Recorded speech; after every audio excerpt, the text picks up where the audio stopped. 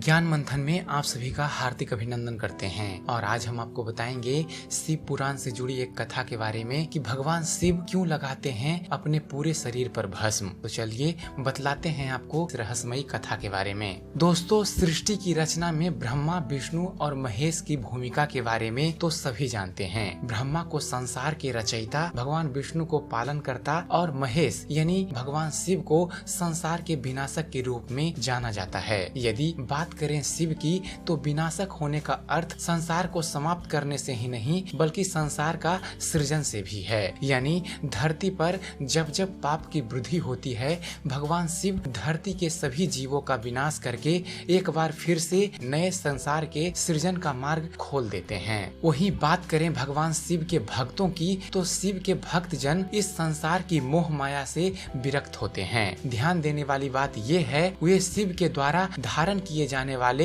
हर प्रतीक के प्रति भक्ति का भाव रखते हैं। दोस्तों, शिव के द्वारा प्रयोग किए जाने वाले हर प्रतीक के पीछे एक रहस्यमयी कहानी छुपी हुई है। आपने भी ध्यान दिया होगा कि भगवान शिव की पूजा में राख या भस्म का प्रयोग भी किया जाता है। साथ ही शिव भक्त भी राख को अपने माथे पर तिलक के रूप में लगाते हैं। लेकिन क्या आप इसके पीछे के महत्व को जानते हैं? वास्तव में शिव पुराण में इस संबंध में एक कथा मिलती है। कथा के अनुसार जब सती ने स्वयं को अग्नि में समर्पित कर दिया था तो उनकी मृत्यु का संदेश पाकर भगवान शिव क्रोध और शोक में अपना मानसिक संतुलन खो बैठे और अपनी पत्नी यानी सती के मृत शव को लेकर इधर उधर घूमने लगे, कभी आकाश में तो कभी धरती पर। जब भगवान श्री हरि विष्णु ने शिव जी के इस दुख एवं उत्तेजित व्यवहार को देखा तो उन्होंने शीघ्र से शीघ्र कोई हल निकालने की कोशिश की। अंततः उन्होंने भगवान शिव की पत्नी के मृत शरीर को स्पर्श कर उस शरीर को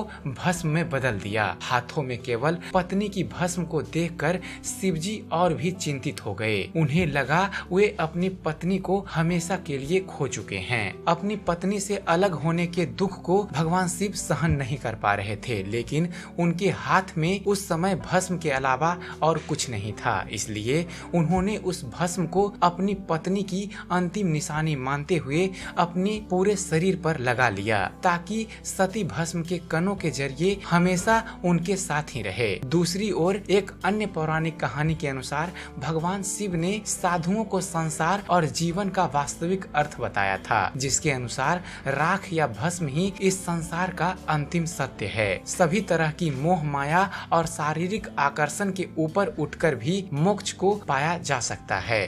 तो आशा करता हूँ आप सबको हमारा यह वीडियो पसंद आया होगा। अगर जो आपको इस चैनल पर दी गई जानकारी पसंद आती है तो आप हमारे वीडियो को लाइक कीजिए, शेयर कीजिए, हमारे वीडियो के बारे में कमेंट कीजिए कि आपको यह कैसा लगता है। और साथ ही साथ हमारे चैनल को सब्सक्राइब करना ना भूलें। हमारे चैनल को सब्सक्राइब कीजिए और देखते रहिए, जानते रहिए। धन्यवाद।